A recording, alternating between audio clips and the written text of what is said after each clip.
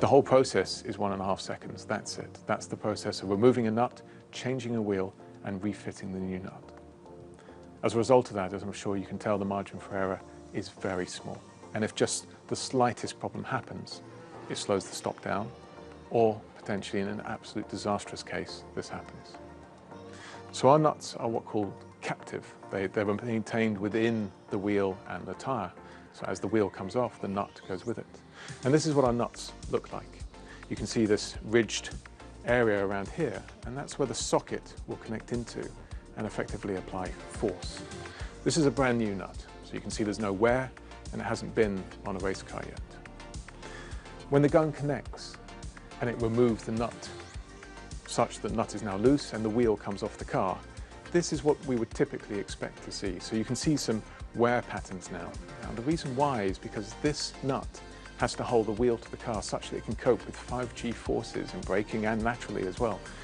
It's a huge amount of force going through the axle and the nut, and clearly we can never have it coming loose. So the gun is an incredibly powerful gun. Now what happened is we came on slightly angled. So when the socket was now connected to the nut, it was slightly angled relative to it. And as a result of that, now instead of distributing the load across all of the nut, it was across a small section. And that tore the metal clean off.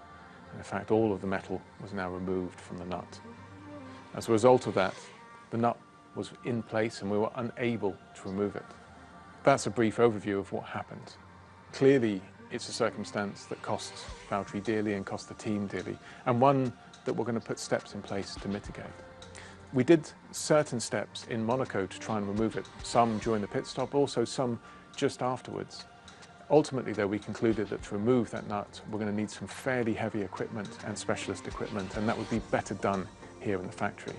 More so, it allows us an opportunity to do an autopsy on it, to understand really how that nut was worn and gather some clues that allow us to do a better job going forward in the future. So as a result of that, we left the wheel on the car and packaged the car back into the truck to bring back here directly.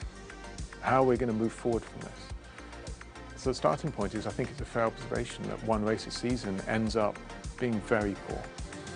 I think for me that's just an indication that we're a World Championship fighting team. We're on the limit of pushing every boundary. It doesn't matter whether it's car performance or pit stops or human endurance or the drivers taking everything they can to risk everything for every point that is available to them. When you're there, you will make mistakes. What's important isn't the mistakes that you make, it's the corrective action that happens afterwards, and it's how the team bonds following that.